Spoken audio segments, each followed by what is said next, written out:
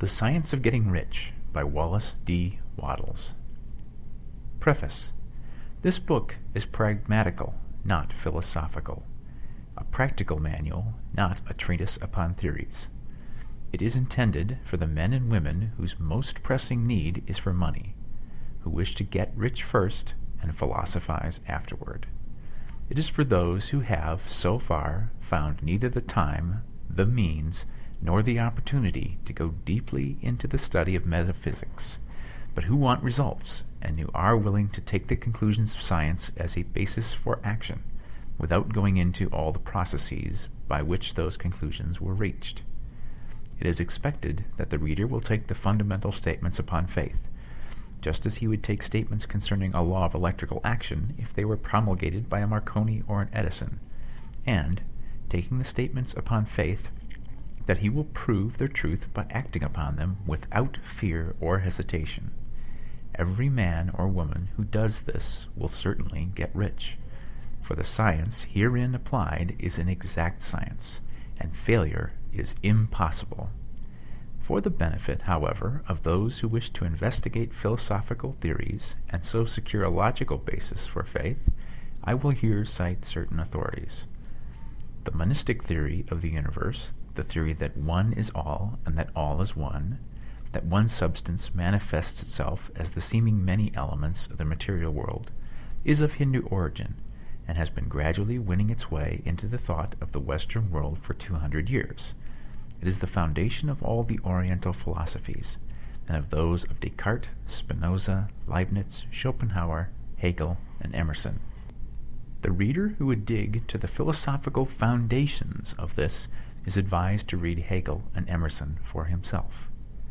In writing this book, I have sacrificed all other considerations to plainness and simplicity of style, so that all might understand. The plan of action laid down herein was deduced from the conclusions of philosophy. It has been thoroughly tested, and bears the supreme test of practical experiment. It works. If you wish to know how the conclusions were arrived at, read the writings of the authors mentioned above, and if you wish to reap the fruits of their philosophies in actual practice, read this book and do exactly as it tells you to do. Chapter 1. The Right to be Rich. Whatever may be said in praise of poverty, the fact remains that it is not possible to live a really complete or successful life unless one is rich. No man can rise to his greatest possible height in talent or soul development unless he has plenty of money.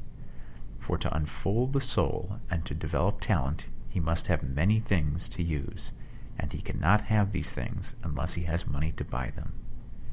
A man develops in mind, soul, and body by making use of things, and society is so organized that man must have money in order to become the possessor of things. Therefore, the basis of all advancement for man must be the science of getting rich. The object of all life is development, and everything that lives has an inalienable right to all the development it is capable of attaining.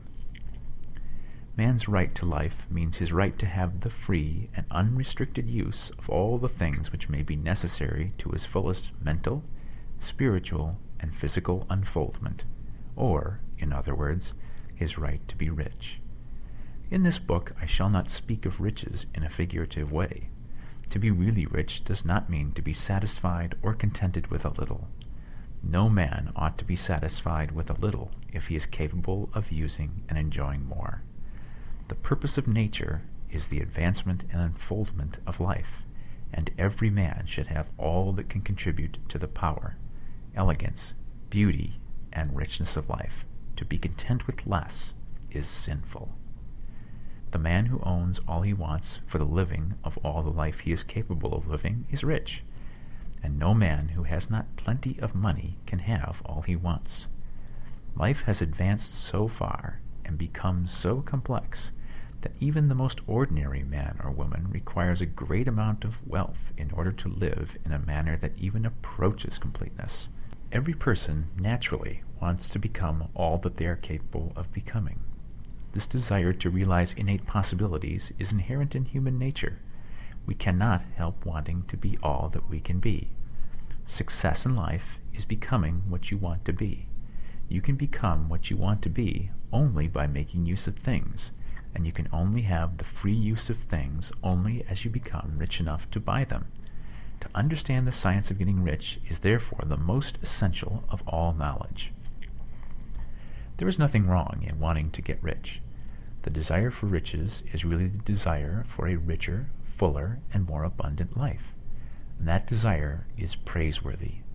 The man who does not desire to live more abundantly is abnormal, and so the man who does not desire to have money enough to buy all he wants is abnormal. There are three motives for which we live. We live for the body, we live for the mind, and we live for the soul. No one of these is better or holier than the other. All are alike desirable, and no one of the three, body, mind, or soul, can live fully if either of the others is cut short of full life and expression. It is not right or noble to live only for the soul and deny mind or body, and it is wrong to live for the intellect and deny body or soul. We are all acquainted with the loathsome consequences of living for the body and denying both mind and soul, and we see that real life means the complete expression of all that man can give forth through body, mind, and soul. Whatever he can say, no man can be really happy or satisfied unless his body is living fully in every function, and unless the same is true of his mind and his soul. Wherever there is unexpressed possibility, or function not performed, there is unsatisfied desire. Desire is possibility seeking expression, or function seeking performance. Men cannot live fully in body without good food, comfortable clothing, and warm shelter, and without freedom from excessive toil. Rest and recreation are also necessary to his physical life. He cannot live fully in mind without books and time to study them, without opportunity for travel and observation, or without intellectual companionship. To live fully in mind, he must have intellectual recreations, and must surround himself with all the objects of art and beauty he is capable of using and appreciating. To live fully in soul, man must have love, and love is denied expression by poverty. A man's highest happiness is found in the bestowal of benefits on those he loves. Love finds its most natural and spontaneous expression in giving. The man who has nothing to give cannot fill his place as husband or father, as a citizen, or as a man. It is in the use of material things that a man finds full life for his body, develops his mind, and unfolds his soul.